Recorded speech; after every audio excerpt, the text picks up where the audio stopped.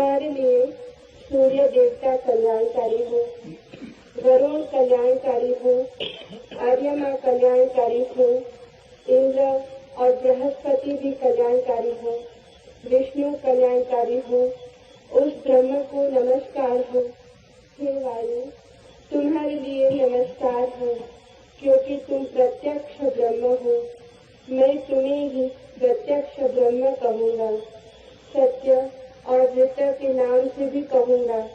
वे मेरी रक्षा करें, आचार्य की भी रक्षा करें। ओम शांति शांति शांति। This is the invocation of Shantikar. Om, let the sun be beneficent for us. Let Varuna be beneficent for us. Let Arya be beneficent for us. Let Indra and Brahaspati be beneficent for us. Let Vishnu be beneficent for us. Salutation to that Supreme, the Brahman. O air, salutations unto you, for you are the immediate Brahman, the Supreme. I shall call thee alone, the immediate Brahman. I shall also call thee as Rita and Satya, the law and the reality. Let them protect me. Let them protect the Acharya, the teacher. Om Shanti Shanti Shanti.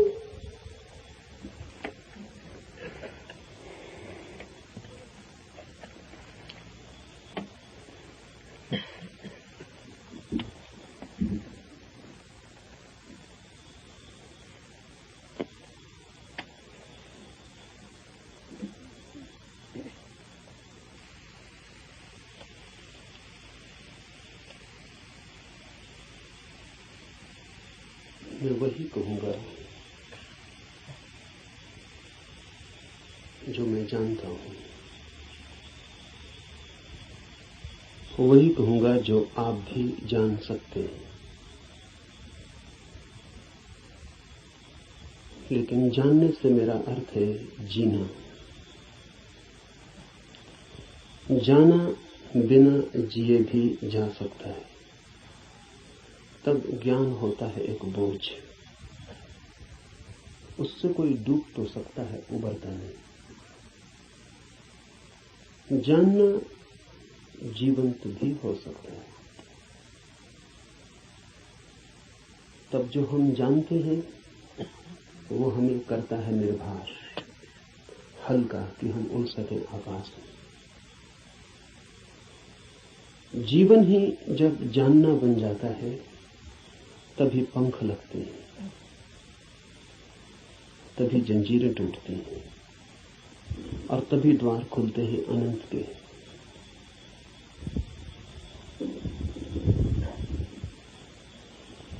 लेकिन जानना कठिन है। ज्ञान इकट्ठा कर लेना बहुत आसान है और इसलिए मन आसान को चुन लेता है और कठिन से बचता है। लेकिन जो कठिन से बचता है वो धर्म से भी वंचित रह जाएगा। कठिन ही नहीं, जो असंभव से भी बचना चाहता है वो कभी भी धर्म के पास नहीं पहुंच पाएगा। धर्म तो है ही उनके लिए जो असंभव में उतरने की तैयारी रखते हैं। धर्म है जुआरियों के लिए, दुकानदारों के लिए नहीं। धर्म कोई सौदा नहीं है। धर्म कोई समझौता भी नहीं। धर्म तो है दांव। जुआरी लगाता है धन को दांव पर, धार्मिक लगा देता है स्वयं को। वही परम धन है। और जो अपने को ही दांव पर लगाने को तैयार नहीं, वो जीवन के गुह रहस्यों को कभी भी जान नहीं पाएगा। सस्ते नहीं मिलते हैं वे रहस्य। ज्ञान तो बहुत सस्ता मिल जाता है। ज्ञान तो मिल जाता है किताब में, शास्त्र में, शिक्षा में शिक्षक के पास ज्ञान तो मिल जाता है करीब करीब मुफ्त, कुछ चुकाना नहीं पड़ता है। धर्म में तो बहुत कुछ चुकाना पड़ता है। बहुत कुछ कहना ठीक नहीं, सभी कुछ दांव पर लगा दे कोई तो ही उस जीवन के द्वार खुलते हैं। इस जीवन को जो दांव पर लगा दे उसके लिए ही उस जीवन के द्वार खुलते हैं। इस जीवन को दांव पर लगा देना ही उस जीवन के द्वार की कुंजी है। लेकिन ज्ञान बहुत सस्ता है, इसलिए मन सस्ते रास्ते को चुन लेता है, सुगम को। सीख लेते हैं हम बातें, शब्द, सिद्धांत और सोचते हैं जान लिया। अज्ञान बेहतर है ऐसे ज्ञान से। अज्ञानी को कम से कम इतना तो पता है कि मुझे पता नहीं। इतना सत्य तो कम से कम उसके पास है। जिन्हें हम ज्ञानी कहते हैं उनसे ज्यादा असत्य आदमी खोजने मुश्किल। उन्हें यह भी पता नहीं है कि उन्हें पता नहीं। सुना हुआ, याद किया हुआ कंठस्थ हो गया, धोखा देता है। ऐसा लगता है मैंने भी जान लिया। मैं आपसे वही कहूंगा जो मैं जानता हूं, क्योंकि उसके कहने का ही कुछ मूल्य है। क्योंकि जिसे मैं जानता हूं, अगर आप तैयार हो तो उसकी जीवंत चोट आपके हृदय के तारों को भी हिला सकती है। जिसे मैं ही नहीं जानता हूं, जो मेरे कंठ तक ही हो, वो आपके कानों से ज्यादा गहरा नहीं जा सकता। जो मेरे हृदय तक हो, उसकी ही संभावना बनती है। अगर आप साथ दें तो वो आपके हृदय तक जा सकता है। आपके साथ की तो फिर भी जरूरत होगी, क्योंकि आपका हृदय अगर बंद ही हो तो जबरदस्ती उसमें सत्य डाल देने का कोई उपाय नहीं है। और अच्छा ही है कि उपाय नहीं है, क्योंकि सत्य भी अगर जबरदस्ती डाला जाए तो स्वतंत्रता नहीं बनेगा, परतंत्रता बन जाएगा। सभी जबरदस्तियां परतंत्रताएं बन जाती। इसलिए इस जगत में सभी चीजें जबरदस्ती आपको दी जा सकती हैं, सिर्फ सत्य नहीं दिया जा सकता, क्योंकि सत्य कभी भी परतंत्रता नहीं हो सकता। सत्य का स्वभाव स्वतंत्रता है। इसलिए एक चीज भर है इस जगत में जो आपको कोई जबरदस्ती नहीं दे सकता, जो आपके ऊपर थोपी नहीं जा सकती, जो आपको पहनाई नहीं जा सकती, उड़ाई नहीं जा सकती। आपका राजी होना अनिवार्य शर्त है। आपका खुला होना, आपका ग्राहक होना, आपका आमंत्रण, आपका अहोभाव से भरा हुआ हृदय। जैसे पृथ्वी वर्षा के पहले पानी के लिए प्यासी होती और दरारें पड़ जाती हैं, इस आशा में पृथ्वी जगह जगह अपने ओंठ खोल देती है कि वर्षा हो। ऐसा जब आपका हृदय होता है तो सत्य प्रवेश कर रहा है।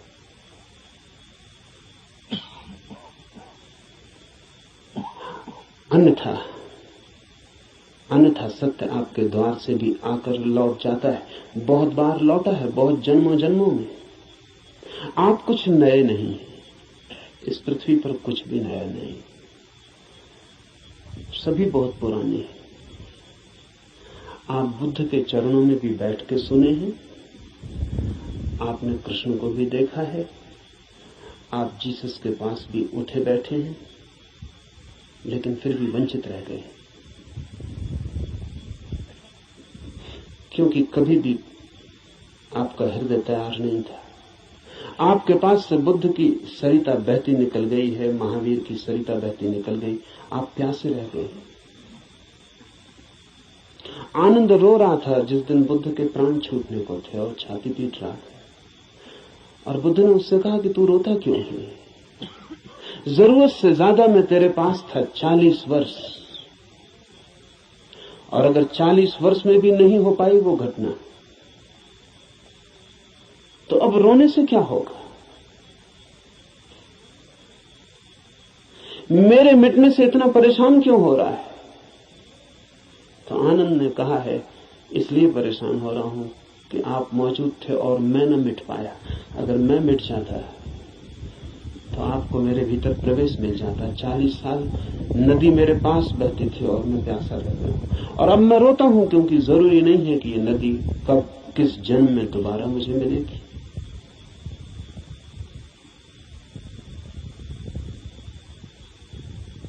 आप कुछ नए नहीं हैं। आपने बुद्धों को दफनाया, महावीरों को दफनाया, जीसस, कृष्ण, क्राइस्ट, सबको आप दफना के जी रहे हैं। उनकी वो हार गए आपसे। आप काफी पुराने, जब से जीवन है तब से आप हैं। अनंत अनंत यात्रा है। कहां हो जाती होगी चूक? बस यही हो जाती है कि आप खुले ही नहीं, बंद है। मैं तो आपसे वही कहूंगा जो मैंने जाना है। अगर आप भी अपने को एक खुलापन बना सके तो आप भी उसे जान लेंगे।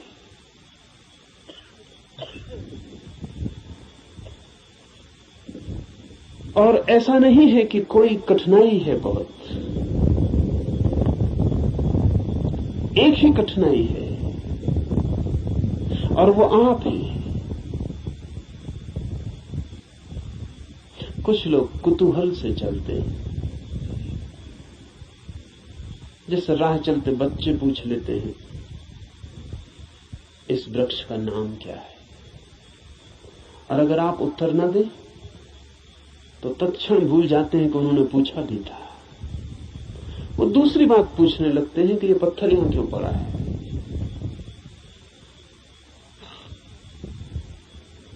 पूछने के लिए पूछते हैं, जानने के लिए नहीं पूछते। बिना पूछे नहीं रह सकते हैं, इसलिए पूछते हैं, जानने के लिए नहीं पूछते। जो लोग कुतूहल से जी रहे हैं वो अभी भी बचकाने हैं।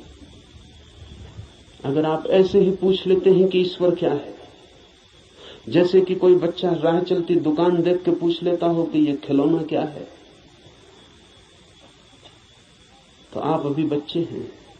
और बच्चा तो माफ किया जा सकता है, आप माफ नहीं किए जा सकते। कुतूहल नहीं चलेगा। धर्म कोई खिलवाड़ नहीं है बच्चों का। और फिर उत्तर भी मिल जाए तो उससे कोई प्रयोजन नहीं है। बच्चे का मजा पूछने में है। उसने पूछा, यही उसका मजा है। आप उत्तर देंगे भी तो उस उत्तर में उसे कोई बहुत रस नहीं है। क्या बात? मनस्विद कहते हैं कि बच्चे नया नया बोलना सीखते हैं तो अपने बोलने का अभ्यास करते हैं पूछ पूछ कर। जैसे बच्चा नया नया चलना सीखता है तो बार बार उठ के चलने की कोशिश करता है, बोलना सीखता है तो बार बार बोलने की कोशिश करता है। इसलिए बच्चे एक ही बात को कई दफा कहते हैं। इसलिए कई दफा कहते हैं क्योंकि उन्हें बोलने का एक नया अनुभव, एक नया आयाम मिला है। उस नए आयाम में वे तैर के अभ्यास कर रहे हैं। इसलिए कुछ भी पूछते हैं, कुछ भी बोलते हैं। अगर आप भी धर्म की दुनिया में कुछ भी पूछ रहे हैं, कुछ भी बोल रहे हैं, कुछ भी सोच रहे हैं और कोई गहरी जिज्ञासा नहीं है, बस कुतूहल है, तो अभी आप और कुछ बुद्धों को दफनाएंगे। अभी और न मालूम कितने बुद्धों को आपके साथ मेहनत करनी पड़ेगी।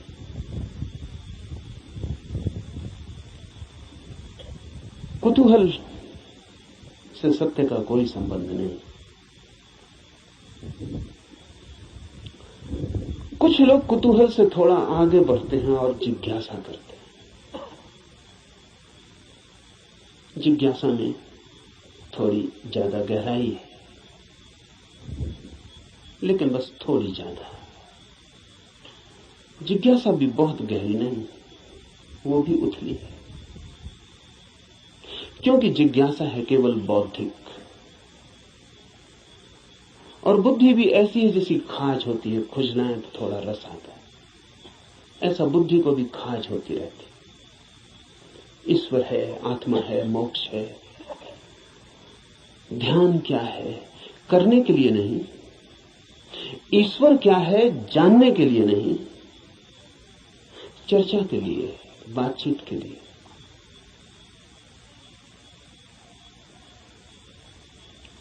एक बौद्धिक मजा है, एक बौद्धिक व्यायाम है। तो लोग ऊंची बातें करते हैं, लेकिन उन बातों पर कभी भी कोई दांव नहीं लगाते।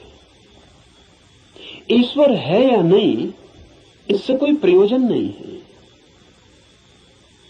और ईश्वर हो तो, ईश्वर न हो तो वे जैसे हैं वैसे ही बने रहते हैं। ये बड़े मजे की बात है।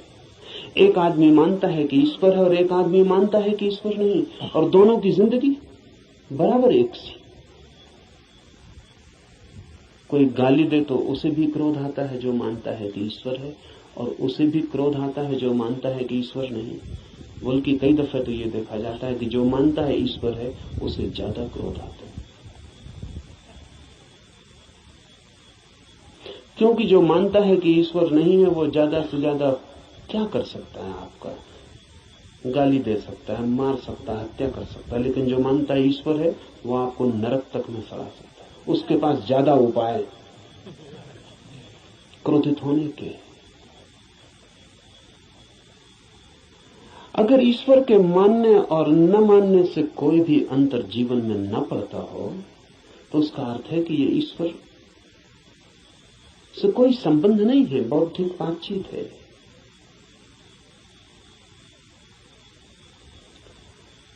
ऐसी जिज्ञासा हो तो आदमी दार्शनिक हो जाता है, चिंतन मनन करने लगता है, शास्त्र अध्ययन करने लगता है, बहुत सिद्धांत इकट्ठे कर लेता है, पक्ष में विपक्ष में सोच लेता है, वाद विवाद करता है, शास्त्रार्थ करता है, लेकिन जीता कभी नहीं।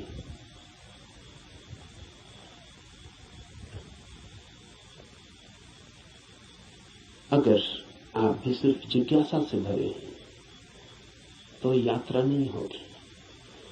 जिज्ञासा से भरे हुए लोग वे हैं जो मील के पत्थर के पास बैठ जाते हैं और पूछते हैं मंजिल क्या है, कितनी दूर है, और सदा यही पूछते हैं, लेकिन कभी उठ के चलते नहीं। जानते तो आप भी कितना है, क्या कमी है जानने में? करीब करीब सभी कुछ जानते हैं।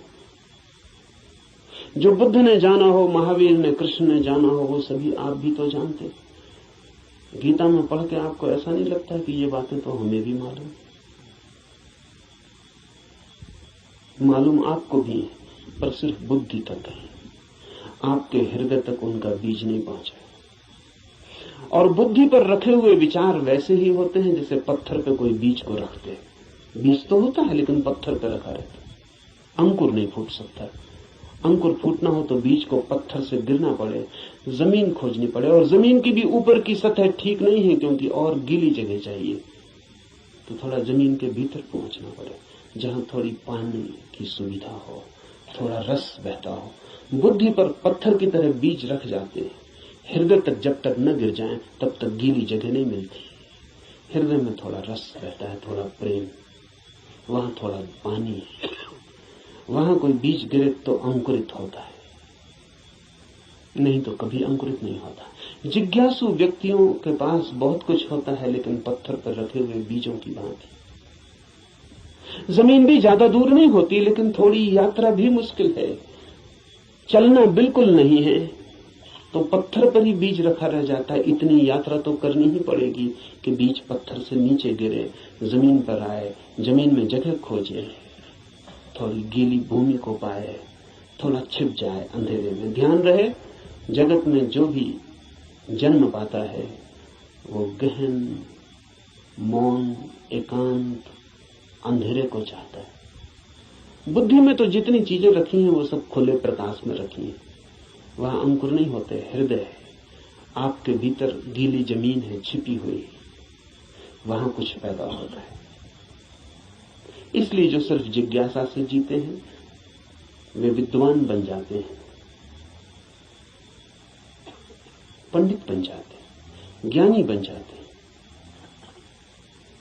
लेकिन कुछ अंकुरित नहीं होता उनके भीतर। कोई नया जन्म, कोई नया जीवन, कोई नए फूल, कुछ भी नहीं। एक और जिससे संबंध है हमारा, एक और भी दिशा है खोज की, उसे हम कहते हैं मुमुक्षा। जानने की फिक्र नहीं है, जीने की फिक्र है। जानने की फिक्र नहीं है, होने की फिक्र है। ये सवाल नहीं है कि ईश्वर है, सवाल यह है कि क्या मैं ईश्वर हो सकता हूं। अगर ईश्वर हो भी और मैं ईश्वर न हो सकूं तो कोई सार नहीं है। सवाल ये नहीं है कि मोक्ष है, सवाल ये है कि क्या मैं भी मुक्त हो सकता हूं। अगर मैं मुक्त हो ही ना सकूं और मोक्ष हो भी कहीं तो क्या अर्थ है। ये बात नहीं है कि आत्मा है भीतर या नहीं, हो या ना हो। सवाल असली यह है कि क्या मैं आत्मा हो सकता हूं। मुमुक्षा है होने की खोज, और जब कोई होना चाहता है तब दांव पर लगना पड़ता है। इसलिए कहता हूं धर्म है जुआरियों का काम। वही कहूंगा जो मैं जानता हूं, जो जिया है। अगर आप तैयार हुए दांव पर लगाने को, तो जो मेरा अनुभव है वो आपका अनुभव भी बन सकता है। अनुभव किसी के नहीं होते, जो भी लेने को तैयार हो उसी के हो जाते हैं। सत्य पर किसी का कोई अधिकार नहीं, जो भी मिटने को राजी है वही उसका मालिक हो जाता है। सत्य तो उसका है जो भी उसे मांगने की तैयारी दिखलाता है, जो भी अपने हृदय के द्वार खोलता है और उसे पुकारता है।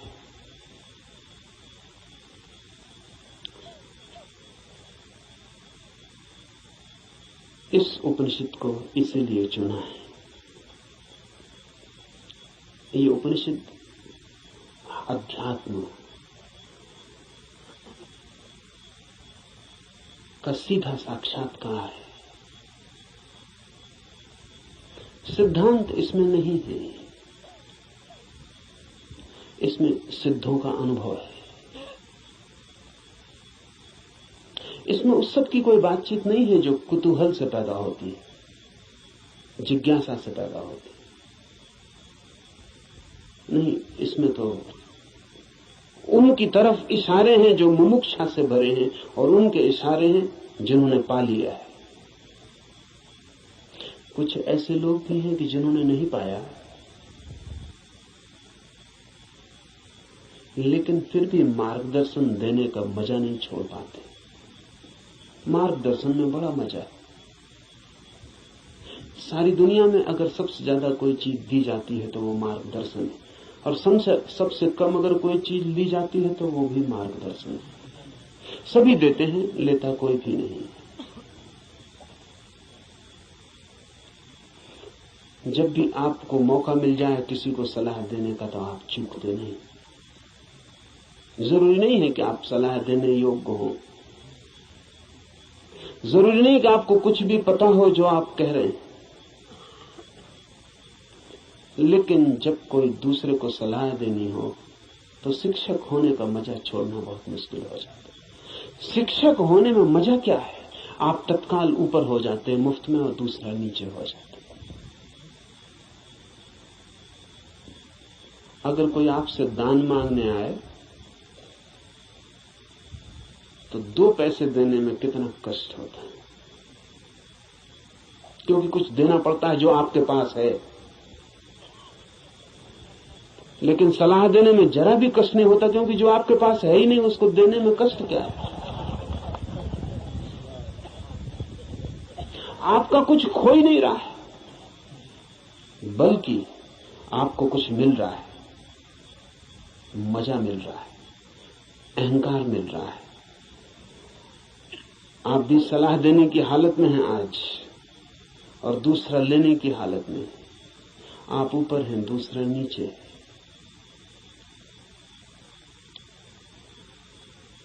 इसलिए कहता हूं कि इस उपनिषद में कोई सलाह, कोई मार्गदर्शन देने का मजा नहीं है, बड़ी पीड़ा है। क्योंकि उपनिषद का ऋषि जो दे रहा है वो जान के दे रहा है। वो बांट रहा है कुछ बहुत हार्दिक, बहुत आंतरिक।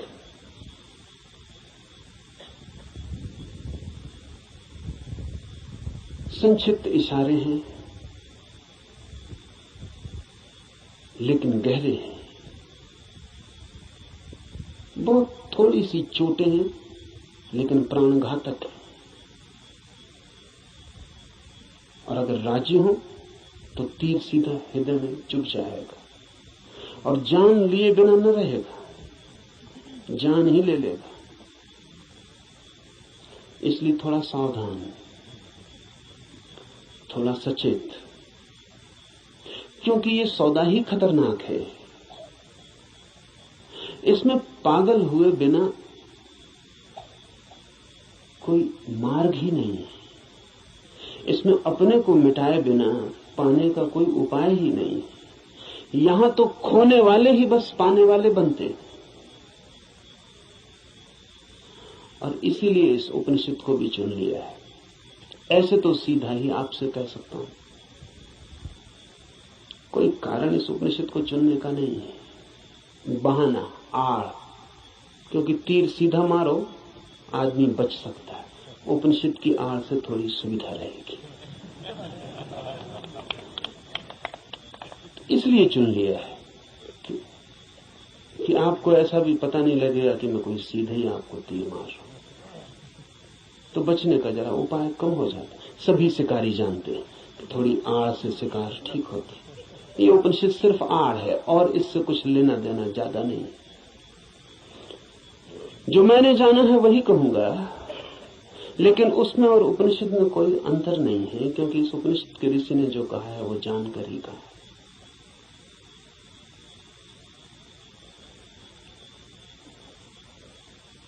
यह उपनिषद अध्यात्म की सूक्ष्मतम रहस्यों का उद्घाटन है। लेकिन अगर मैं उपनिषद पर ही बात करता रहूं तो डर है कि बात ही रह जाए। इसलिए चर्चा तो पृष्ठभूमि होगी। इस चर्चा के साथ साथ प्रयोग, जो कहा है, जो इस ऋषि ने देखा है या जो मैं कहता हूं मैंने देखा है, उस तरफ आपके चेहरे को मोड़ने की कोशिश, उस तरफ आपकी भी आंखें उठाने, उस तरफ आपकी भी आंखें उठाने का प्रयास, वही मुख्य होगा। उपनिषद की बात तो सिर्फ हवा पैदा करने के लिए होगी कि आपके चारों तरफ वे तरंगें पैदा हो जाएं, कि आप भूल जाएं 20वीं सदी को, पहुंच जाएं उस लोक में जहां ये ऋषि रहा होगा। मिट जाए ये जगत जो चारों तरफ बहुत बेरौनक और बहुत कुरूप हो गया है, और याद आ जाए उन दिनों की जब ये ऋषि जिंदा रहा होगा। एक हवा, एक वातावरण, बस उसके लिए उपनिषद। पर उतना काफी नहीं है, जरूरी है, काफी नहीं है। तो जो मैं कहता हूं अगर आप उसको सुन के ही रुक जाते हैं तो मैं मानूंगा आपने सुना भी नहीं, क्योंकि सुन के जो चलता नहीं है मैं नहीं मान सकता कि उसने सुना है। अगर आप सोचते हैं कि सुन के आपकी समझ में आ गया, इतनी जल्दी मत करना। सुन के समझ में आता होता तो हम कभी के समझ गए होते। सुन के ही समझ में आता होता तो इस दुनिया में समझदारों की कमी ना होती, ना समझ खोजना मुश्किल हो जाता। मगर ना समझ ही ना समझ, सुन के कुछ भी समझ में नहीं आता। सुन के सिर्फ शब्दों पे मुट्ठियां बन जाती। सुन के नहीं, करके ही समझ में आता है। इसलिए सुनना करने के लिए, समझने के लिए नहीं। सुनना करने के लिए, करना समझने के लिए। सुन के ही सीधा मत सोच लेना कि समझ गए। वो बीच की कड़ी के बिना कोई भी उपाय नहीं है, कोई भी रास्ता नहीं। लेकिन मन कहता है कि समझ गए, अब करने की क्या जरूरत है। मंजिलें चल के पहुंची जाती हैं। सब भी समझ लिया हो, यात्रा पथ पूरा स्मृति में आ गया हो, पूरा नक्शा जेब में हो, फिर भी बिना चले कोई मंजिल तक कभी पहुंचता नहीं। लेकिन सपना देखा जा सकता है। कोई आदमी यहीं सो जाए और सपना देख सकता है कहीं भी पहुंचने का। मन सपना देखने में बड़ा कुशल है। और ऐसा मत सोचना कि आप ही ऐसे सपने देखते हैं। जिनको आप बहुत बुद्धिमान कहते हैं वे भी इसी तरह के सपने देखते रहते हैं। साधु हैं, सन्यासी हैं, महात्मा हैं, वर्षों वर्षों से खोज में लगे हैं, लेकिन कहीं इंच भर नहीं पहुंचते, यात्रा ही नहीं करते। वो जो वर्षों से खोज में लगे हैं वो सारी की सारी खोज वर्तुलाकार है। बुद्धि में ही वर्तुल बन जाता है, भंवर बन जाता है, उसी भंवर में घूमते रहते हैं। फिर उस भंवर में सब समा जाता है, वेद समा जाते हैं, उपनिषद समा जाते हैं, कुरान बाइबलें समा जाती हैं, उस भंवर में सब समा जाता है, लेकिन एक इंच भी गति नहीं होती। उपनिषद की हम चर्चा करेंगे, उपनिषद समझाने के लिए नहीं, उपनिषद बन जाने के लिए। यहां सुन के कुछ कंठस्थ हो जाए और आप भी बोलने लगे तो मैंने आपका नुकसान किया, मैं फिर आपका मित्र साबित न हुआ। यहां सुन के आप जो सुना है वो बोलने लग जाएं तो कोई मूल्य नहीं है। यहां सुन के आपको भी वो हो जाए, आप भी वो देख लें, वो आंख आपकी भी खुल जाए तो ही। ऐसा समझें, एक कवि गीत गाता है किसी फूल के संबंध में। गीत में बड़ा माधुर्य हो सकता है, छंद हो सकता है, लय हो सकती है, संगीत हो सकता है। गीत की अपनी खूबी है, लेकिन गीत कितना ही गाए उस फूल को और कितना ही गुनगुनाए तो भी गीत गीत है, फूल नहीं। और लाखों गति और लाखों छंद तो भी गीत गीत है, फूल की सुगंध नहीं। और आप उसी गीत से तृप्त हो जाएं तो आप भटक गए।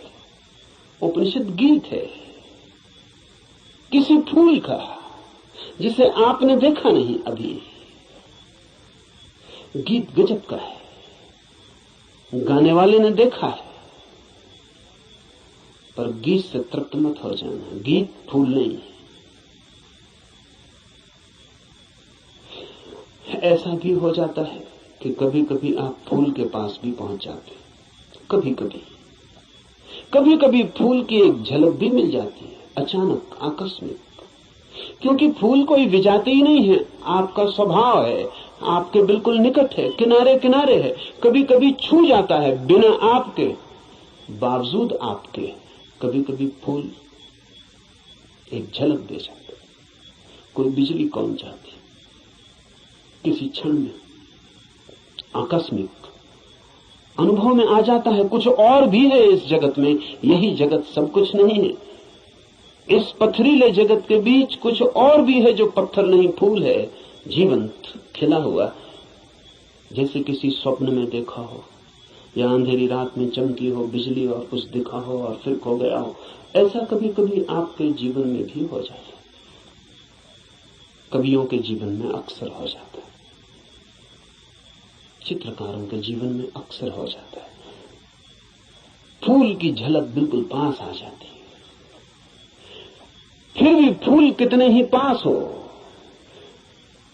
और कितनी ही झलक मिल गई हो, पास होना भी दूर होना ही है। और कितने ही पास आ जाए फूल तो भी फासला तो बना ही रहता है। और मैं बिल्कुल हाथ से भी छू लूं फूल को तो भी पक्का नहीं है कि जो अनुभव मुझे होता है वो फूल का है, क्योंकि हाथ खबर लाने वाला है और हाथ अगर बीच में गलत खबर दे दे तो कुछ भरोसा नहीं।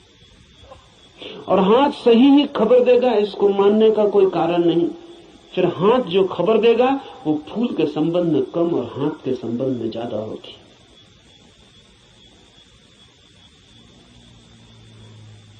फूल ठंडा मालूम पड़ता है, जरूरी नहीं कि फूल ठंडा हो सकता है हाथ गर्म हो, इसलिए फूल ठंडा मालूम पड़ता है। खबर हाथ के संबंध में, क्योंकि खबर जब भी किसी माध्यम से आती तो सापेक्ष होती है, पक्का नहीं हुआ जा सकता। पोपोफ का मैं एक संस्मरण पढ़ रहा था। पोपोफ एक साधिका थी और गहरी साधिका थी, और पियोत्र दिमित्रोविच ऑस्पेंस्की के पास साधना करता था। एक दिन बैठी थी पास, एक सज्जन ने आके ऑस्पेंस्की से पूछा कि ईश्वर है या नहीं। तो ऑस्पेंस्की ने कहा कि ईश्वर नहीं। फिर ऑस्पेंस्की थोड़ी देर रुका और उसने कहा कि लेकिन मैं कोई गारंटी भी नहीं कर सकता,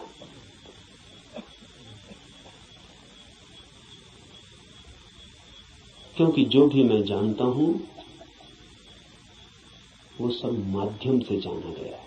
कभी आंख से देखा है लेकिन आंख का भरोसा क्या, कभी कान से सुना है लेकिन कान गलत सुन सकते हैं, कभी हाथ से छुआ है लेकिन हाथ का क्या कहना। अभी तक सीधा नहीं देखा है,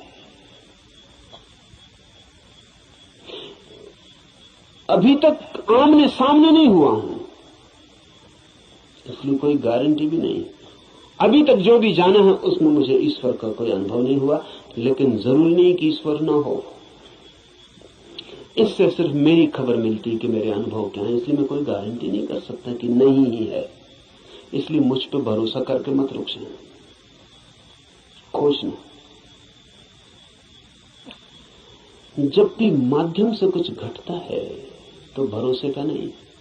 अगर फूल के बिल्कुल पास भी पहुंच जाएं तो भी आंख देखती है, हाथ छूते हैं, सुगंध नाक में आती है, ये भी दूरी का अनुभव है। तो कभी कभी कोई कवि उस परम फूल के इतने पास पहुंच जाता है तो उसकी गीत में उतर आती है गूंज उसकी, लेकिन फिर भी बुद्ध नहीं है वो, महावीर नहीं है वो। महावीर कौन है, बुद्ध कौन है? बुद्ध है वो चैतन्य जो फूल ही हो गया। इतनी भी दूरी न रही कि फूल को देखा हो, फूल ही हो गया। फूल होकर ही पूरी तरह जाना जा सकता है क्या है। उपनिषद के ऋषि की बात है, गीत है किसी फूल के संबंध में, उसे गुनगुनाना, मिठास है बड़ी उसमें, स्वाद है उसमें बहुत, लेकिन वो फूल नहीं है, गीत ही है। अगर प्रयास करेंगे तो कभी कभी झलक भी मिलेगी। मेरे पास लोग आते हैं, वो कहते हैं ध्यान में बड़ी झलक मिली, लेकिन फिर खो गई। अनंत प्रकाश हो गया था, फिर खो गया। आनंद ही आनंद हो गया था, लेकिन अब कहां है? अब खोजते हैं और नहीं मिलता। झलक का मतलब है पास पहुंच गए थे, झलक तो खो ही जाएगी। इसलिए ध्यान ज्यादा से ज्यादा झलक ही दे सकता है। उस पर भी मत रुक जाना कि उसी झलक को पकड़ के बार बार खोजते रहना है। ध्यान का तो मूल्य ही इतना है कि झलक मिल जाए, फिर आगे जाना है समाधि में, ताकि आप फूल ही हो जाएं।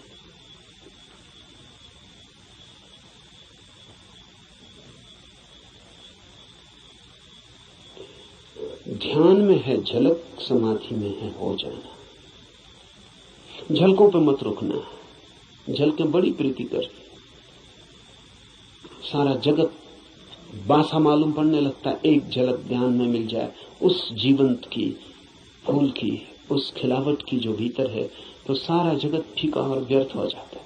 लेकिन फिर कुछ लोग झलकों को पकड़ लेते हैं और उन्हीं को दोहराने लगते हैं और सोचते हैं सब हो गया। नहीं, जब तक आप ही ना हो जाएं, ईश्वर ही जब तक आप ना हो जाएं, तब तक भरोसा मत करना कि ईश्वर है। हो सकते हैं, क्योंकि है ही। खोलना है जरा, उघाड़ना है जरा। छिपे हैं, मौजूद हैं अभी और यहीं। थोड़े से वस्त्र हैं और बड़े झीने वस्त्र हैं कि चाहें तो अभी उतार कर फेंक दें और नग्न हो जाएं और ईश्वर हो जाएं। लेकिन बड़ी पकड़ है। झीने तो हैं लेकिन पकड़ गहरी। क्यों है ये पकड़ इतनी? ये पकड़ है क्योंकि हम सोचते हैं ये वस्त्र ही हमारा होना है, यही हम है। इसके अलावा हमें कुछ और किसी अस्तित्व का पता नहीं। इस उपनिषद में इशारे होंगे उस अस्तित्व के जो वस्त्रों के पार है। और इस उपनिषद के साथ साथ हम करेंगे ध्यान ताकि मिले झलक, और आशा बांधेंगे समाधि की ताकि हम भी हो जाएं वही जिसे हुए बिना न कोई संतोष है, न कोई शांति है, न कोई सत्य है। उपनिषद शुरू होता है प्रार्थना से। प्रार्थना है समस्त जगत से। सूर्य कल्याणकारी हो, वरुण, अर्यमा, इंद्र और बृहस्पति, विष्णु कल्याणकारी हो, उस ब्रह्म को नमस्कार हो। हे वायु, तुम्हारे लिए नमस्कार, क्योंकि तुम प्रत्यक्ष ब्रह्म हो। मैं तुम्हें ही प्रत्यक्ष ब्रह्म कहूंगा। सत्य और ऋत वे सब मेरी रक्षा करें, आचार्य की भी। इस प्रार्थना से शुरू होता है। धर्म की यात्रा प्रार्थना से शुरू होगी ही। प्रार्थना का अर्थ है आस्था, आशा। प्रार्थना का अर्थ है इस सारे जगत के साथ हमारे जुड़े हुए होने का भाव। प्रार्थना का अर्थ है मुझ अकेले से क्या होगा। मुझ अकेले से होता तो हो गया होता। मुझ अकेले से तो क्षुद्र भी नहीं सध पाया। चाहा था धन मिल जाए वो भी नहीं मिला, चाहा था पद मिल जाए वो भी नहीं मिला। कैसी कैसी चाहें की थी, बड़ी छोटी थी, वे भी पूरी ना हुई। मुझ अकेले से तो संसार भी ना सधा। तो सत्य की ये महायात्रा मुझ अकेले से हो सकेगी? अकेले अकेले तो मैं संसार में भी हार गया हूं। सभी हारे हुए हैं संसार में। जो जीते हुए दिखाई पड़ते हैं वे भी बस वे दूसरों को जीते हुए दिखाई पड़ते हैं, खुद तो बिल्कुल हारे हुए।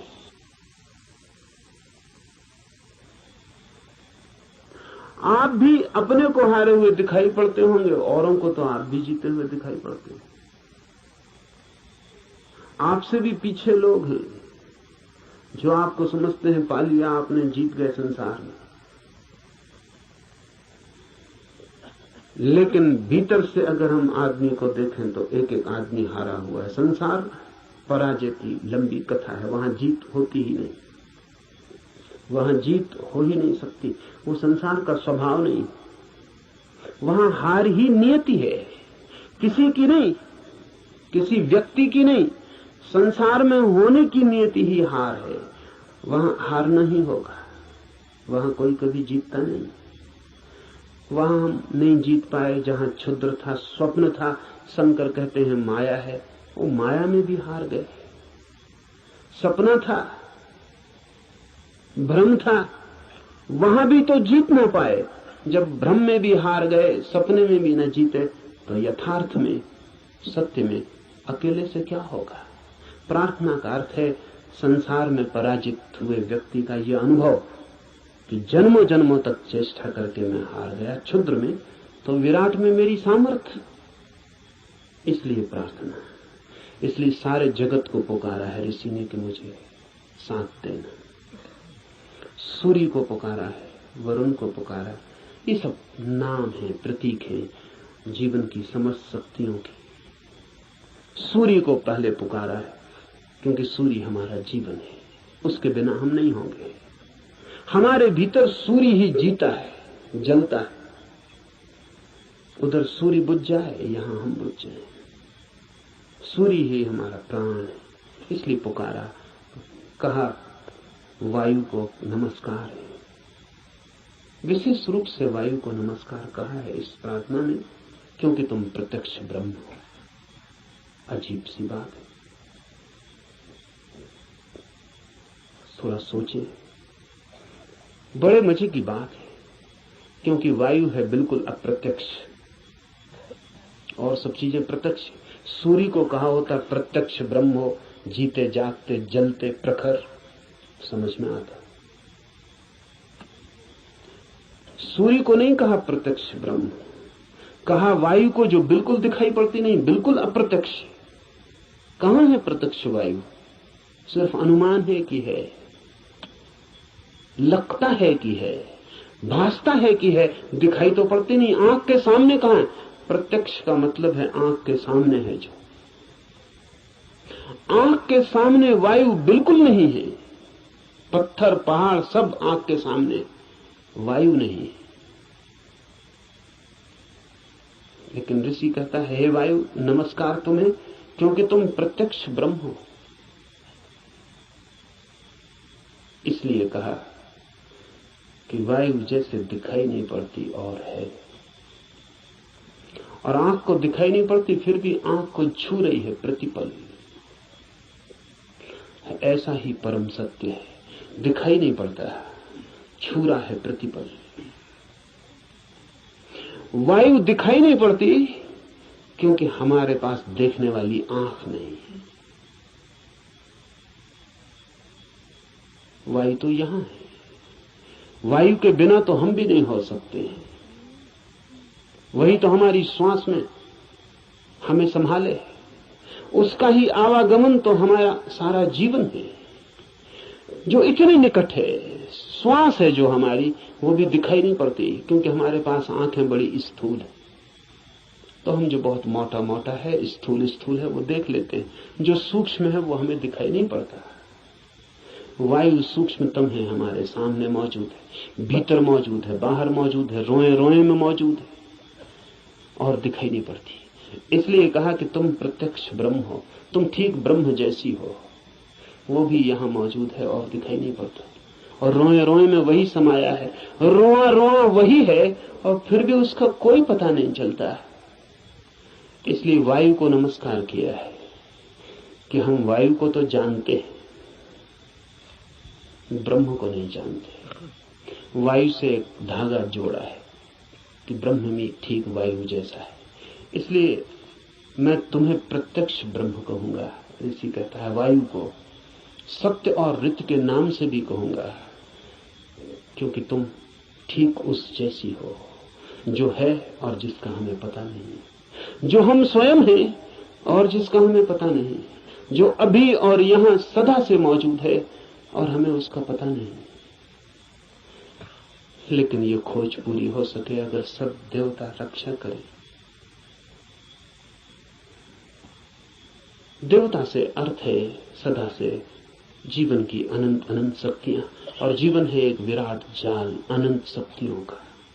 आपका होना भी एक विराट जाल है अनंत शक्तियों का। मिलता है आप में सूर्य, मिलता है वरुण, मिलता है इंद्र, मिलती है वायु, मिलती है अग्नि, मिलती है पृथ्वी, सब कुछ मिलता है आकाश, सब आप में मिलते हैं। अगर एक व्यक्ति को हम पूरा का पूरा जान ले तो हमने बीज रूप में समस्त अस्तित्व को जान लिया। सब कुछ उसमें है, सबका दान उसमें है, सब मिलकर ही उसका अस्तित्व है। इन सबकी सहायता की प्रार्थना है, लेकिन क्या सूर्य सहायता करेगा?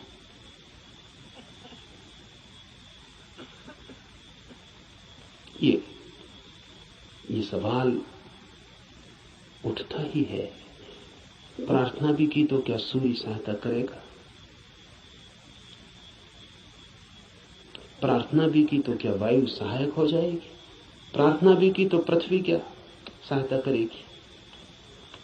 पृथ्वी की सहायता और सूर्य की सहायता का सवाल नहीं है। आपने प्रार्थना की, यही बड़ी सहायता है। इसे थोड़ा ठीक से समझ लें। कोई सूर्य आके आपको सहायता नहीं करेगा, लेकिन आपने प्रार्थना की, इसका जो परिणाम है वो सूर्य पर नहीं होगा, आप पर होगा। क्योंकि प्रार्थना करने वाला चित्त हो जाता है विनम्र, प्रार्थना करने वाला चित्त हो जाता है असहाय, प्रार्थना करने वाला चित्त स्वीकार कर लेता है इस बात को कि मुझ अकेले से नहीं होगा। प्रार्थना करने वाला चित्त मिटने को तैयार हो जाता है। प्रार्थना करने वाला चित्त अपने अहंकार को, इस भाव को कि मैं कर सकता हूं, छोड़ देता है। इसके परिणाम होते हैं। प्रार्थना का सारा परिणाम आप पर होता है। प्रार्थना से सूर्य नहीं बदलता, आप बदलते हैं। प्रार्थना से जगत नहीं बदलता, आप बदलते हैं। लेकिन आपके बदलते ही दूसरे जगत में आपका प्रवेश हो जाता है। प्रार्थना आमतौर से जब आप करते हैं तो यही सोचते हैं कि कोई कुछ करेगा, इसलिए प्रार्थना कर रहे हैं। न, प्रार्थना है एक उपाय, एक डिवाइस। हाथ तो आप जोड़ते हैं किसी और के सामने, लेकिन जो परिणाम होता है वो होता है भीतर, जिसने हाथ जोड़े हैं उस पर। इसलिए बड़ी कठिनाई होती है अगर आप वैज्ञानिक के सामने कहें कि हे सूर्य सहायता कर, तो कहेगा मूढ़ता की बात है। क्या सूर्य तुम्हारी सहायता करेगा? कब किसकी सहायता की? कि हे इंद्र वर्षा कर, पागल हो गए हो? प्रार्थनाओं से कहीं वर्षाएं हो गई हैं।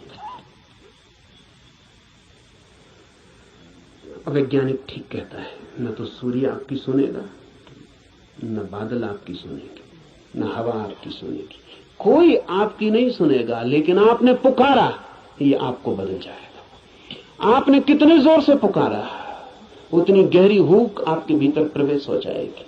अगर आपके पूरे प्राण पुकार उठे तो आप दूसरे ही आदमी हो जाएंगे। इसलिए है प्रार्थना।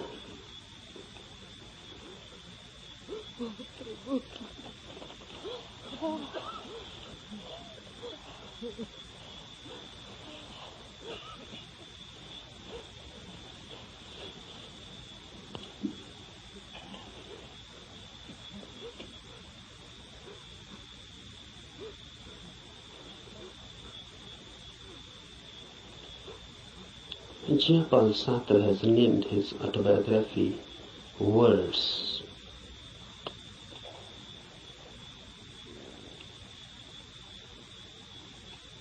This christening of his autobiography as Words is significant, deeply significant. Really, everybody's biography is just words and nothing else. Because what is your mind? Words and words and words. If you analyze the mind, then what you are? Just words. A long sequence, a long procession of words.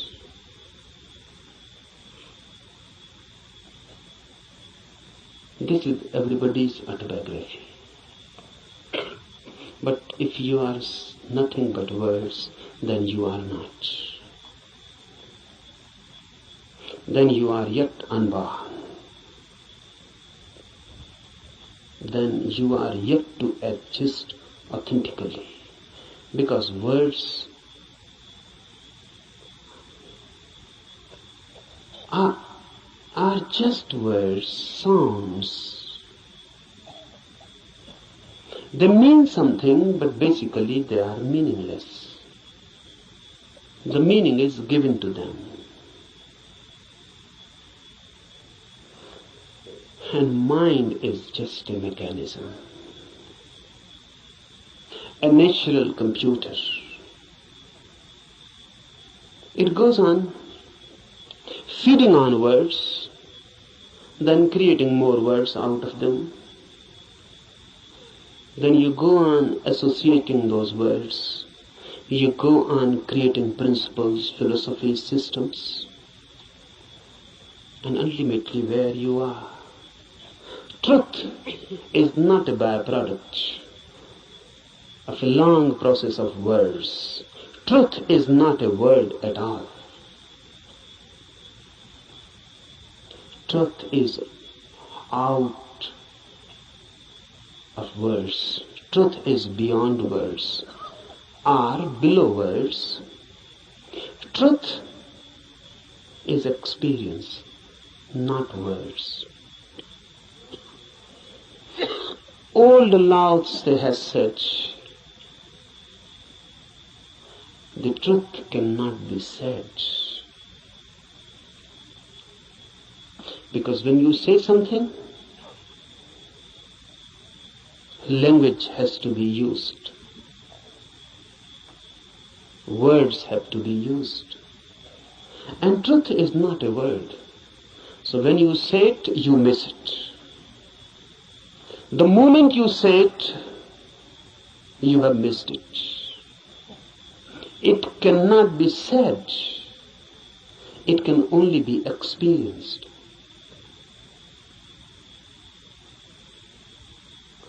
It can only be lived. Unless you live it, you cannot know it. But we know. That's the problem. Rather, we know too much. We know more than enough. What's our knowledge? Words accumulated.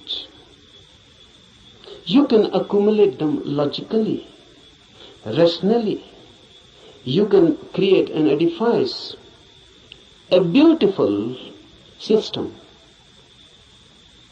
Just as you can make a house with playing cards. But you cannot live in it. It is house just as a name. You cannot live in it. Out of words you can create a palace, a system, a philosophy, but you cannot live in it. Philosophers create beautiful systems, but they always live out of them. They cannot live in it. That is impossible. Nothing is wrong with them. The very system is such that it cannot be lived. One Immanuel Kant, or some Hegel,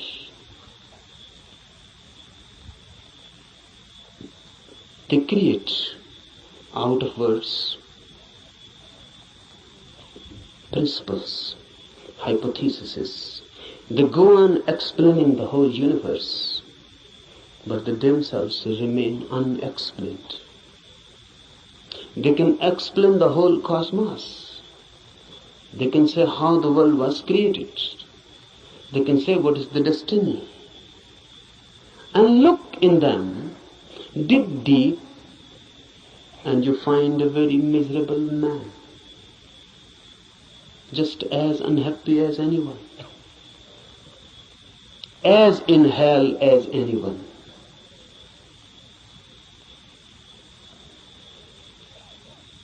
Don't believe in words.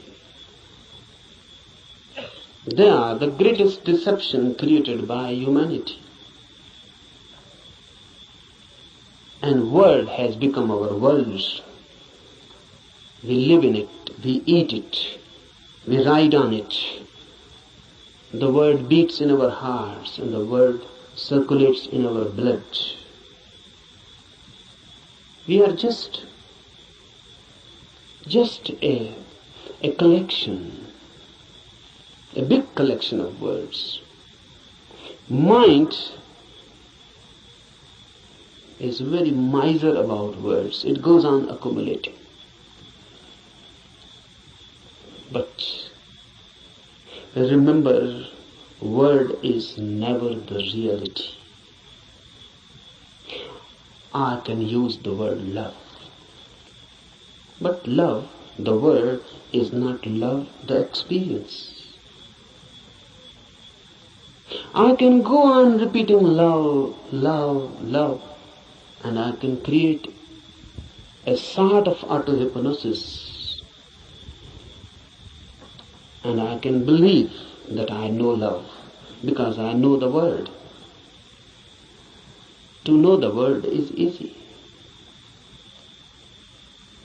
To know love is difficult. Not only difficult, but impossible. Impossible not because the experience is impossible. Impossible because you are incurable. Because love can come only to you when you are not. And that is the path of everything that is great, deep. Love, truth, God. They come only when you are not. Your non-being becomes the passage. Someone was asking Mozart. Mozart was one of the greatest musicians of the world. Rare, unique. Someone asked him, which music you like most? And Mozart is reported to have replied, no music, sir. No music I like most.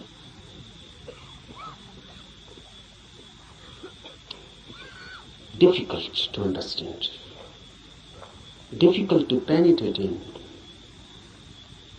But very significant. The reply is just unique, unexpected, and from a musician. He says no music is the best. Have you ever heard the music which Mozart calls no music? You have heard sounds. And if sounds can be put in a system, in a rhythm, it becomes music. Music means rhythmic sounds. But sounds. If they are unrhythmic, it becomes noise. If they are rhythmic, it becomes music. But what is no music? No music means no sounds, silence. Silence has a music of its own, but you cannot hear it as you are. You are filled with words, so you can understand sounds. You are filled with noise, that's why music has so much appeal. You are so much filled with noise, crowdy noise, mad noise, that when someone creates music outside, you forget your noise inside. You are magnetized by the music outside. You forget yourself. You become concentrated in the music outside. That's why music is loved so much. Music is a hypnosis created by sounds, rhythms, technique. Unless your inner noise ceases, unless your inner constant talk, chattering ceases, you cannot hear no music. This Upanishad is concerned with no music. No music means meditation. The state of mind when there is no noise within. then suddenly you become aware of a silence without. When you are silent, the whole universe becomes suddenly silent. When the whole universe is suddenly silent, for the first time you are authentically existent. For the first time you have being. For the first time you know who you are.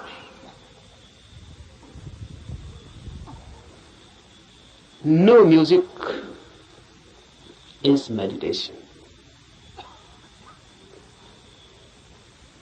No noise inside creates the possibility, the situation in which you can hear the soundless silence which is everywhere, just here and now. It is there, but you are chattering inside. You cannot hear it. You are too much engaged, too much occupied. It cannot penetrate you. Become silent, and silence begins to penetrate you. And when your silence and the silence of the universe meet, you have encountered God. You have come face to face. This is what is meant by immediate Brahma.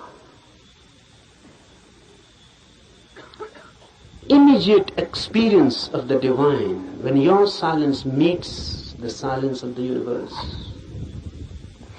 When these two silences meet, they become one. Because two silences cannot be two. Remember this. Two noises are two. Two silences cannot be two, because there is nothing in between them which can become a wall, which can become a division. Two silences immediately become one. They cannot remain two, because where is the point which can divide them? So when your inner silence meets the silence of the universe, you are no more, neither is the universe. A new oneness. You explode into a new oneness. You are Brahma, not encountering really, because there is no other. Note this point, because Upanishads are the first teachings in the world which say you cannot see God.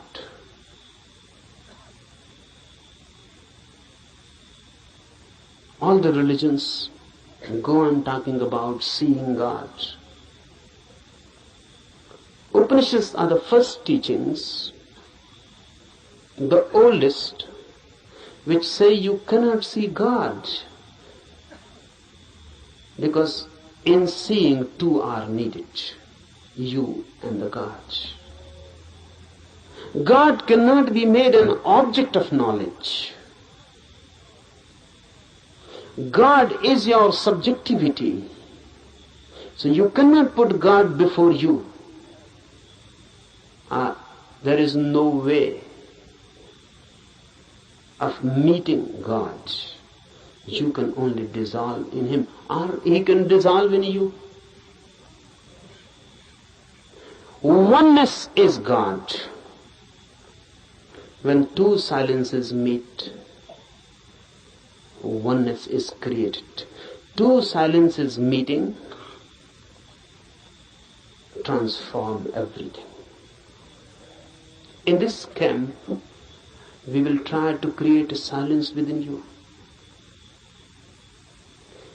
We are not to do anything for the silence of the universe. It is always here and there.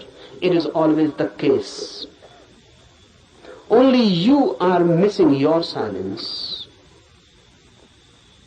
Once you can gain your silence, suddenly you are transformed into a different world, in a different being.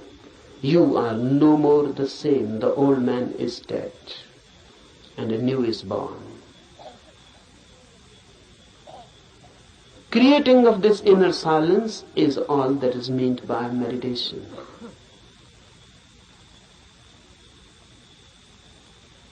Remember this. We are not interested in teachings.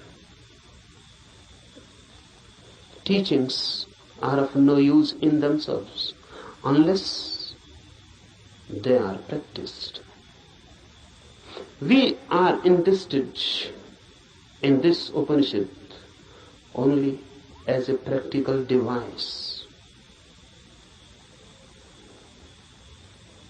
The Upanishad is not for me some doctrine to be believed,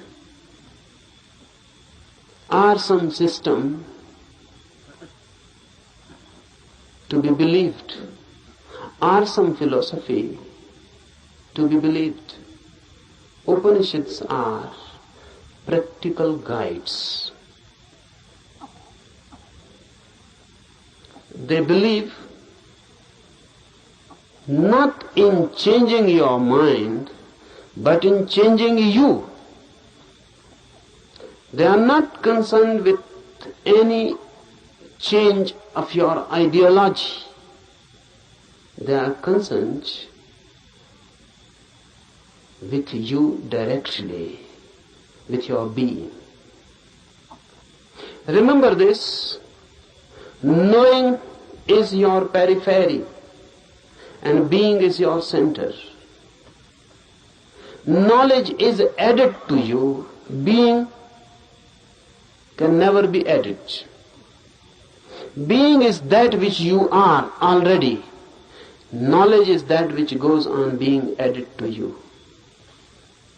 And it happens, unfortunately, it happens for many, that their being becomes just more and more burdened with their knowledge. Knowledge is going to be piled up on you by the society, by culture, by everything. Knowledge is utilitarian. It is needed. So everyone goes on accumulating knowledge. Knowledge is power. It gives you energy. Particularly to move in the world, to act in the world, it helps. It is instrumental. But if you become too much identified with this knowledge, you forget that you are more than what you know. Then you forget that you are pillars to your knowledge. Then you forget that your foundational being is not your knowing. What you know is just your memory. How to penetrate this knowing and to reach the innermost center which you are. Silence, no music, non-chattering, no inner talk. But how to do it? It is difficult. It is difficult because you can start a new talk inside. How to stop it? How to meditate? You can start a new talk. That will not do. The way to do is to throw this inner nonsense out completely. To go through a catharsis. Whatsoever goes on in, make it out, throw it, express it. If you can throw all your mind out, you create a space within. In that space, silence happens. So, we are not going here to sit silently with closed eyes. and making an effort to stop the inner talk, the inner noise. You cannot do that way. You can only add something more to it. Your efforts for stopping anything inside will create more noise. So here we will be concerned with the technique of expression, not suppression. We will be throwing the mind out. Throw it out completely. Throw it out so much that inside no mind happens. Even for a single moment you can find inside there is no mind, no talk, no words. You have tasted something of the beyond. Immediately, you are in tune with the infinite. This we are going to do. This is not a camp for teaching anything. I'm not going to teach you something. I'm going to help you to grow into something, to be something different. Cooperate with me, because unless you cooperate, nothing can be done. This cooperation is not only needed from you, you must ask, you must request, you must invite and pray, so that all the forces of the world, all the forces of the universe cooperate with you. That's why this Upanishad, Adhyatma Upanishad, starts with a prayer. This prayer is beautiful. Om, let the sun be beneficent for us, and Varun, and Aryama, and Indra, Brihaspati, and all be beneficent for us. Let Vishnu be beneficent for us. Salutations to that Supreme, O air, salutations unto you, for you are immediate Brahma, the Absolute, the Supreme. I shall call thee alone the immediate Brahma. I shall also call thee Ritha and Satya, the law and the reality. Let them protect me. Let them protect the Acharya, the teacher. Om Shanti, Shanti, Shanti. With prayer we start. Why? Because man alone is helpless. Man alone cannot do anything. Because man alone is nothing. Man is just a meeting point of million and million forces. In you, every universal force is crossing. You are just a crossroad. The sun, the air, the earth, the fire, the ether, everything is passing through you. You are just a crossroads. Remember this, because then you become part of this cosmos. And this is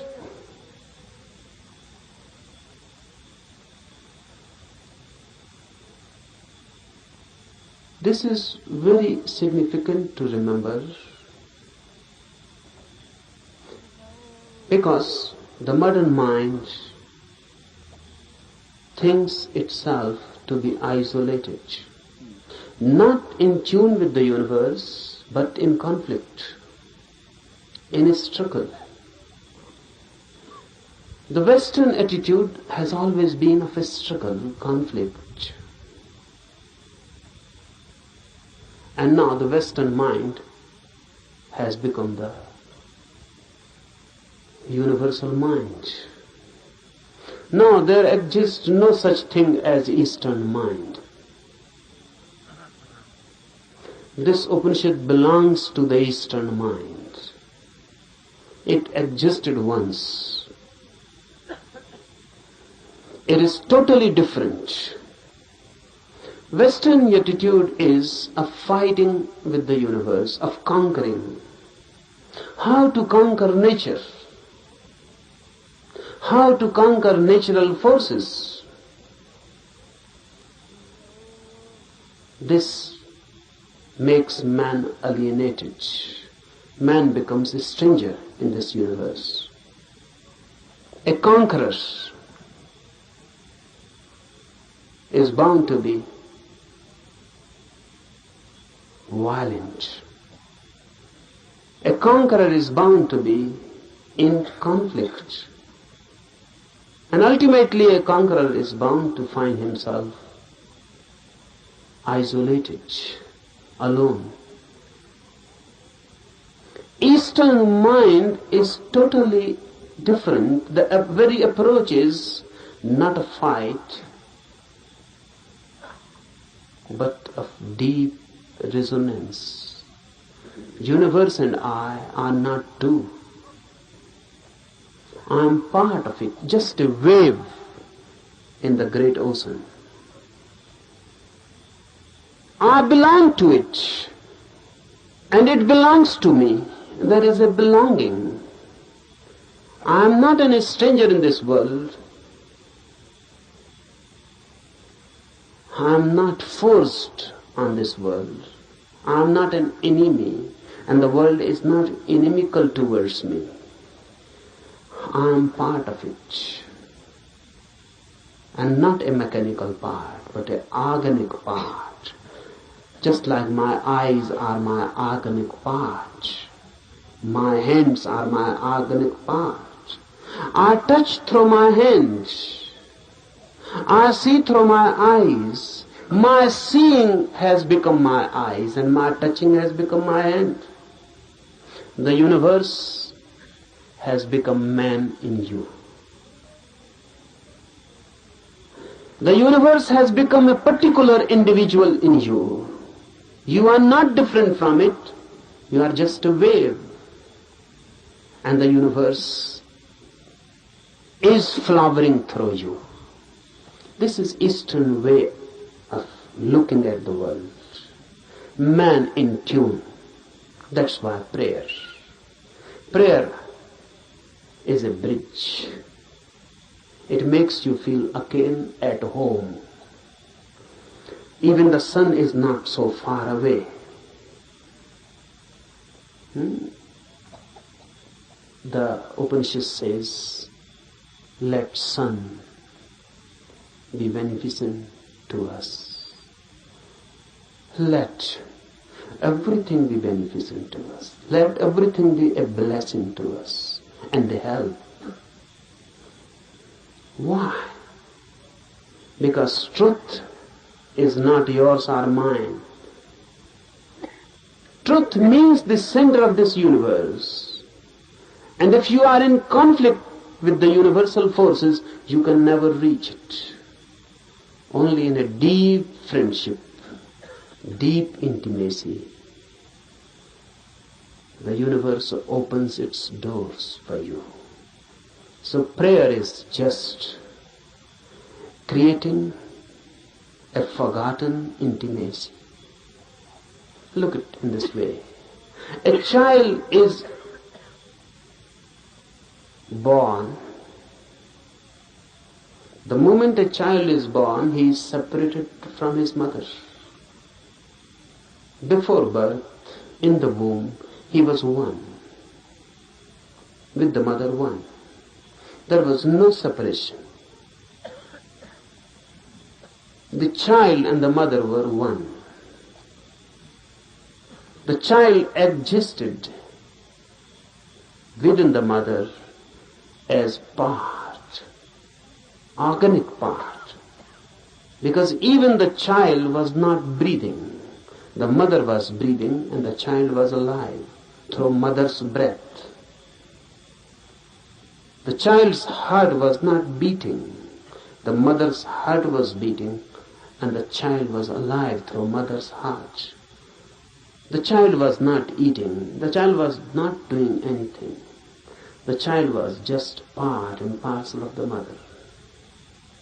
Then the child is born and separated. Then the child grows as individual. Away and away the child goes from the mother. The same happens with human consciousness. Before consciousness is born, you are one with the universe. In deep sleep, you again fall into that oneness. When there is no dreaming and no thought, there is no mind. And when there is no mind, there is no ego. In deep sleep, you are no more. Because your mind is no more. Who you are in your deep sleep, can you say? What is your name? When you are deep, dreamlessly asleep, who are you? What is your name? There is no name. Because if there is name, you are not deep asleep. The name is just a surface thing. Who are you, a Hindu or a Mohammedan? A Christian, Catholic or Protestant? Who are you? Educated, uneducated, poor or rich, a beggar or a king? Who are you? Man, woman, young or old? In deep sleep, you are none. Still you are. We cannot say that you are. Absolutely not. You are. But you are not that which you are when awake. While dreaming, while awake, you are a mind. While deep asleep, you are a no mind. The mind is lost, dissolved, but the being is. Deep prayer gives you this feeling of no mind, of deep oneness, as if the whole universe has become a womb. You have become just a child in the womb of your mother. The whole universe has become motherly. No conflict, just prayer. Just a feeling and a trust. Prayer is a trust. The child in the womb of his mother cannot distrust, or can. How can he distrust? He trusts his mother totally. He is no mind, so how can he doubt? How can he distrust? Whatsoever the mother is good, is beneficial.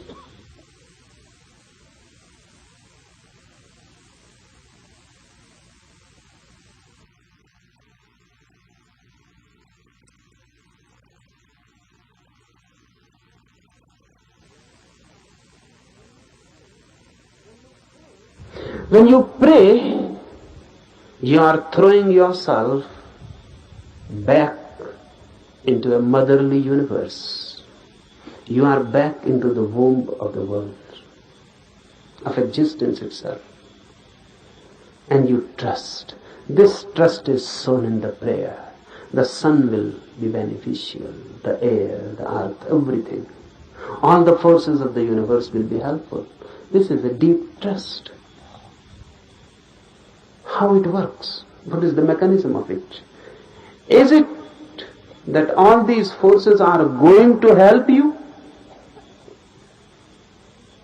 No. No one is going to help you. But the moment you create this trusting, this prayer attitude, this prayer full attitude. Once you create this bridge, all the barriers are withdrawn. Those barriers were created by you, now they are withdrawn. You are not in fight. You are ready to surrender. You are not going to conquer. You are ready to surrender. You are ready to withdraw your ego. They are not going to help you positively, but now negatively. All the problems, all the barriers, all the hindrances that were bound to be created by your ego will not be created anymore. Now you will not be your enemy. Understand this deeply. These forces, once taken as deeply related with you, intimate, friendly, homely, and the whole universe taken as a home, a motherly womb, then your fighting attitude dissolves. Then your conflicting mind dissolves. Then your violence, then your ego, the effort to be constantly this or that, the very beginning dissolves. And if you have no ego and a prayerful mind, suddenly, with full awakening, you fall into deep sleep. This is the mystery. Suddenly, with full awareness, you fall into deep sleep. That's why Upanishad has constantly declared that samadhi, the ultimate ecstasy which is achieved by meditation, is just like deep sleep with one difference. And that difference is awareness. In deep sleep you are unaware, unconscious. In samadhi, in ecstasy, you are conscious, aware. But the phenomena is the same. In deep sleep you become part of the cosmos. In samadhi, ecstasy, you become part of the cosmos. In sleep you are unconscious. What is happening? In samadhi you are fully conscious. And once you can become consciously a part of this universe, you have achieved the goal. So from tomorrow morning, we will try to re-enter the womb of the universe by dissolving ourselves, by throwing away the main disease of human mind, the ego, by surrendering, by being receptive. We are not going to conquer the truth. Rather, on the contrary, we are going to allow the truth to conquer us.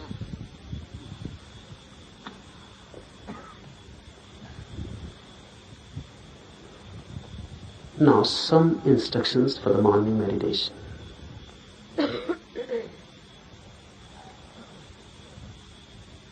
First, don't be serious at all. For this whole camp,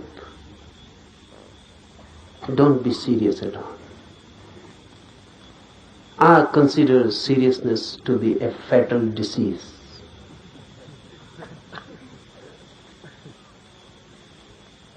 So please don't try to be long faces. Why I particularly say this?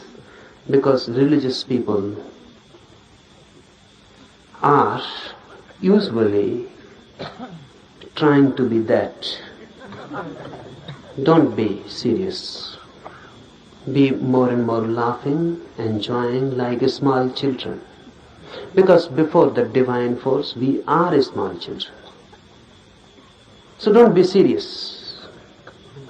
You cannot approach the divine force with a serious, sad face. That's a barrier. Laugh and dance and enjoy like small children, and you can enter the temple very easily. The doors are always open for the children. Be children-like. Jesus is reported to have said that only those who are like children will enter the kingdom of God. And look what Christians have done. They have created a very serious, sad religion. Jesus on the cross, a weeping religion, crying. Christians say Jesus never laughed. This is unbelievable. Because the man who said only those who are like children will enter the kingdom of God cannot be believed that he never laughed.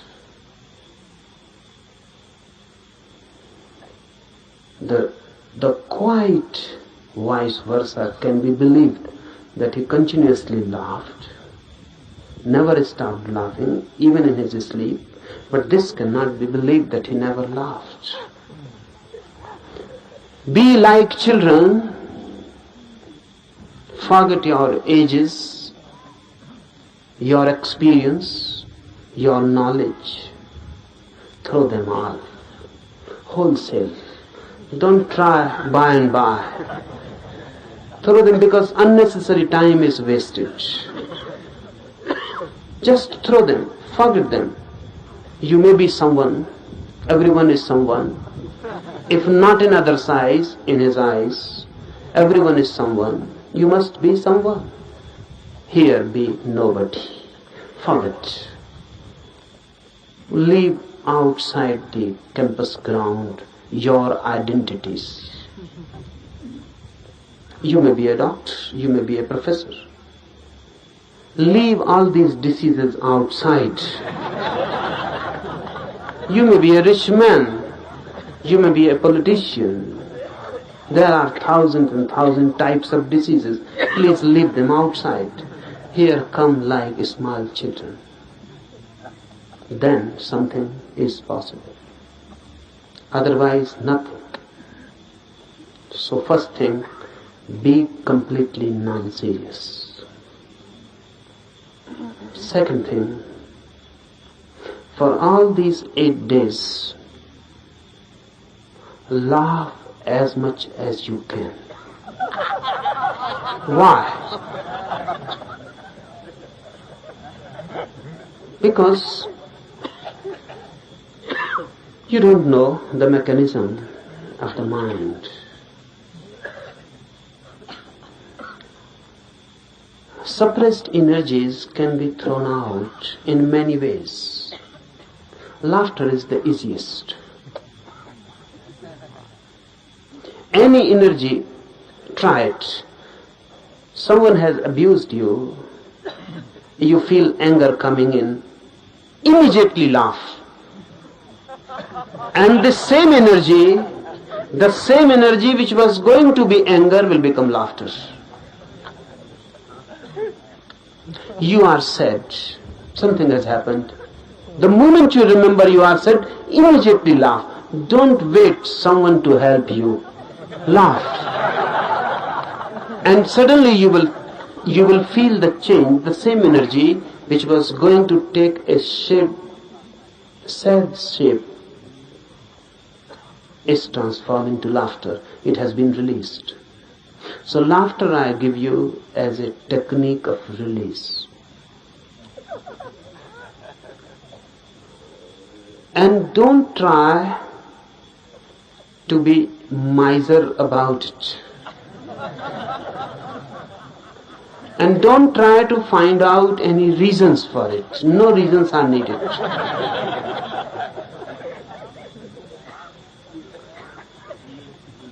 Take it as a help for meditation.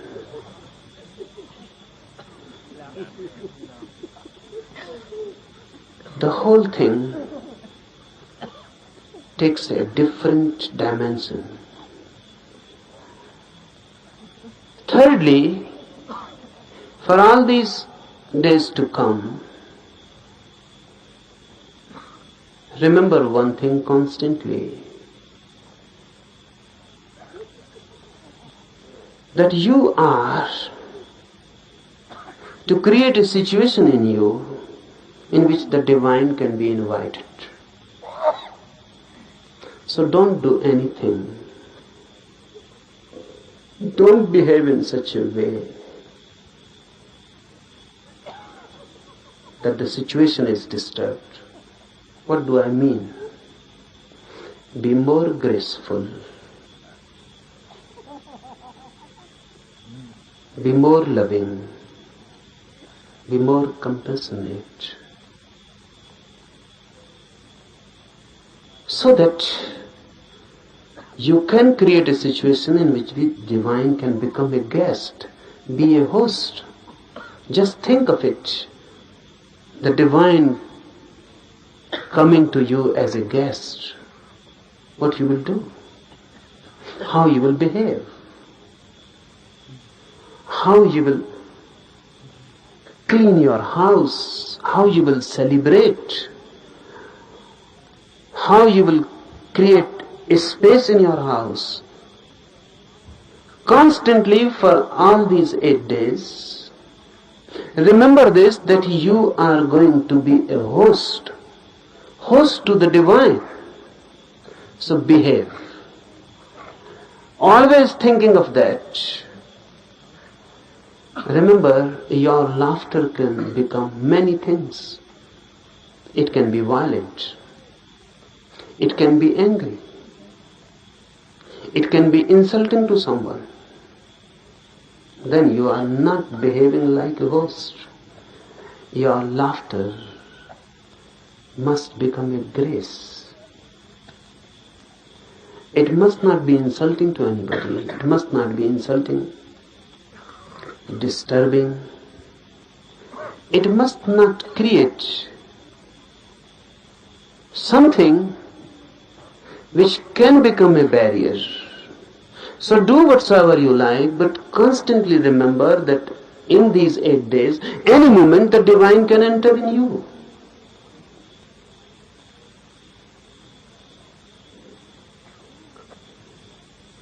Any moment the divine can enter. So remember that you are ready to receive. Don't talk much, fourthly. Don't talk much. If you can be silent completely, that's better. If you cannot be, then less and less talk.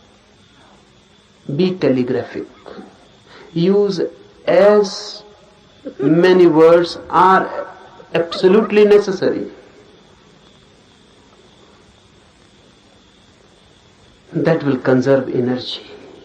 Our talking is much a wastage. Conserve energy. Don't talk. Don't read. In the morning we will be doing meditation, in the afternoon, in the night. The remaining time, be more and more silent, happy, blissful. Sit somewhere, don't waste time in talking, and just wait. Remember this word, wait. Everyone knows the meaning, but no one knows the experience. Sometimes when you really wait, you are waiting for your beloved or your lover to come. You are a different man. A different quality enters in you. You are waiting for your beloved. Someone passes by the door, you just become eyes. The whole energy is transformed into eyes. Someone knocks on the door, you become attentive. The beloved may have come. Even the rustling of the leaves outside, dry leaves falling on the ground, and you feel the beloved has come. You are constantly alert. Alert, but not tense. Alert, but waiting.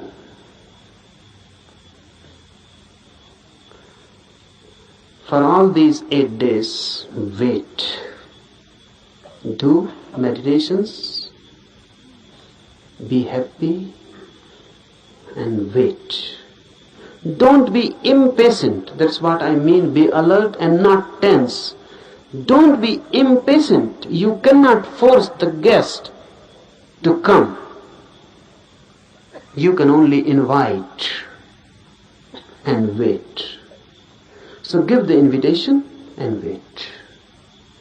Any moment the guest, and if you are not alert, you may miss the moment. Any moment the guest can come, and you are angry and talking to someone else, you may miss him. Any moment the phenomena is possible, but if you are not there,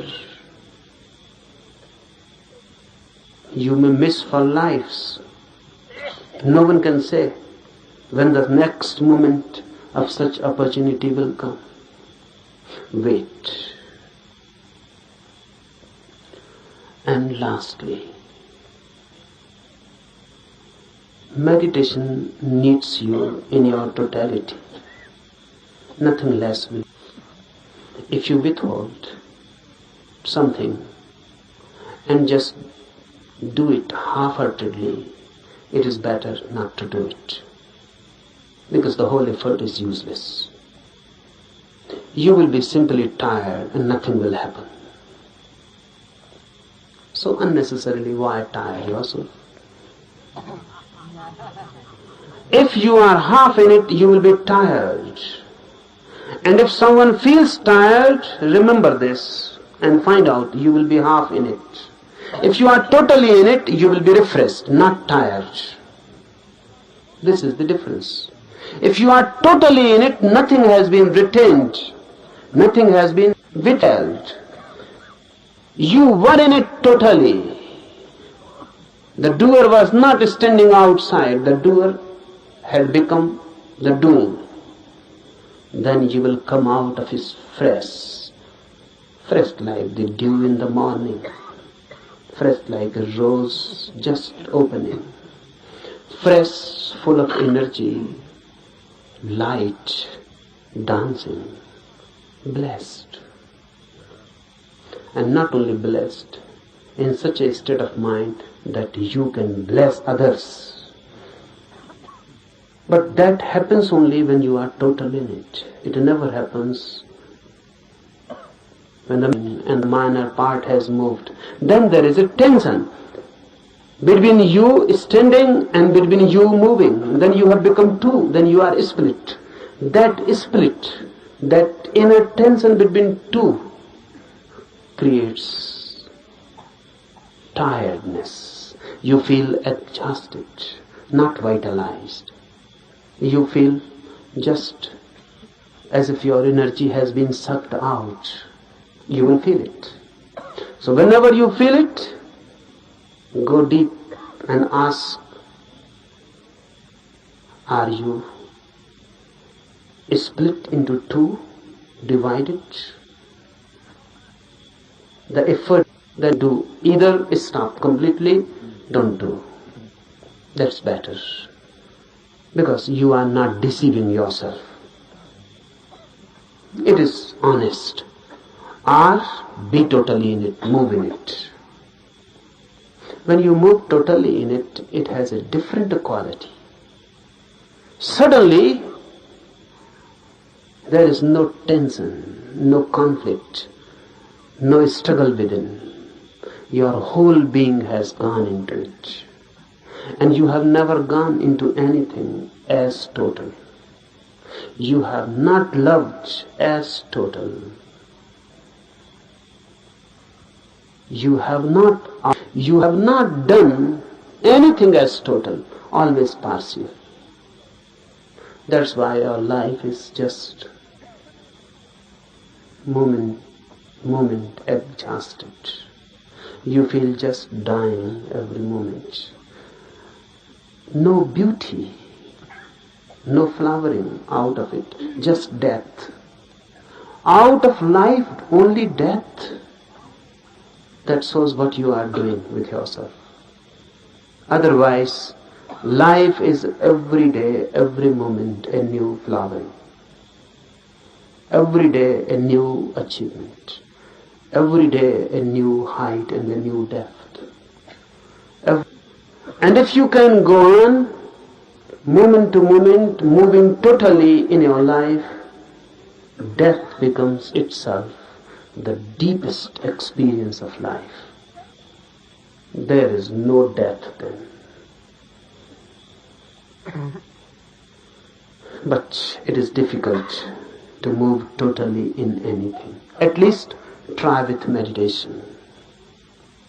If you can move in meditation totally, then you can move in other dimensions also totally. And a total life is a religious life. A religious life doesn't mean any ritual, doesn't religious worship, doesn't mean any religious affiliation. It means energy moving in its totality.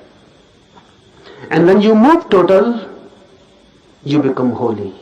Why? Because all that is known as sin is possible only when you move in part. You can love someone totally, but you cannot hate someone totally. That's impossible. You can be compassion totally, but you cannot be anger totally. Really, a very strange phenomena happens. If you can just try to be totally angry, suddenly when the anger will be coming nearer and nearer to the totality, it will change into compassion. If you can try just to be angry totally with your full being, you will reach to the 99 degree of anger. Then if you move more, just nearing the 100%, suddenly you will know the anger has disappeared and the object of your anger has now become object of your compassion. Because I define sin as that which can be done only partially, with your own one part. And I define virtue, punya, as that which can be done only totally. If you do it partially, it cannot be done. This sin cannot be done with your total being, and the virtue cannot be done with your partial involvement.